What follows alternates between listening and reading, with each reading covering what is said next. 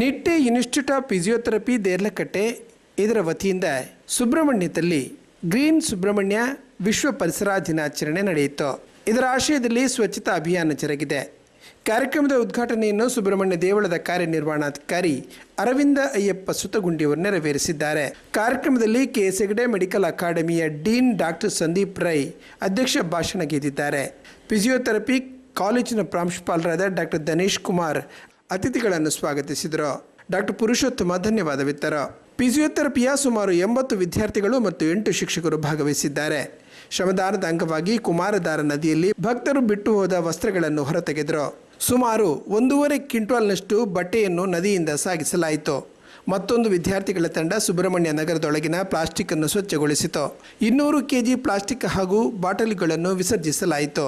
ಸ್ನಾನಘಟ್ಟದ ಪಕ್ಕದಲ್ಲಿ ಗೋಡೆಗೆ ಬಣ್ಣ ಬಳಿಯಲಾಯಿತು. ನದಿಯ ಆವರಣದಲ್ಲಿ ಪ್ಲಾಸ್ಟಿಕ್ಕು, ವಸ್ತ್ರ, ಧಾರ್ಮಿಕ ತ್ಯಾಜ್ಯ ಇತ್ಯಾದಿಗಳನ್ನು ಎಸೆಯದ ರೀತಿಯಲ್ಲಿ ತಿಳುವಳಿಕೆ ಮೂಡಿಸುವ ಭಿತ್ತಿಪತ್ರಗಳನ್ನು ಅಳವಡಿಸಲಾಯಿತು. ನಿಟ್ಟೆ ಫಿಸಿಯೋಥೆರಪಿಯ ವಿದ್ಯಾರ್ಥಿಗಳ ಹಾಗೂ ಶಿಕ್ಷಕರ ಕೆಲಸವನ್ನು ಸುಬ್ರಹ್ಮಣ್ಯ ಗ್ರಾಮದ ನಾಗರಿಕರು ಶ್ಲಾಘಿಸಿದರು. ಕಾರ್ಯಕ್ರಮವನ್ನು ನಿಟ್ಟೆ ಆಸ್ಪತ್ರೆ ಸುಬ್ರಹ್ಮಣ್ಯದ ಸಂಪರ್ಕಾಧಿಕಾರಿ ತಾರನಾಥ್, ನಿತ್ಯಲ್ ಕುಮಾರ್ ಹಾಗೂ ರಾಕೇಶ್ ಕೃಷ್ಣ ನಿರೂಪಿಸಿದರು.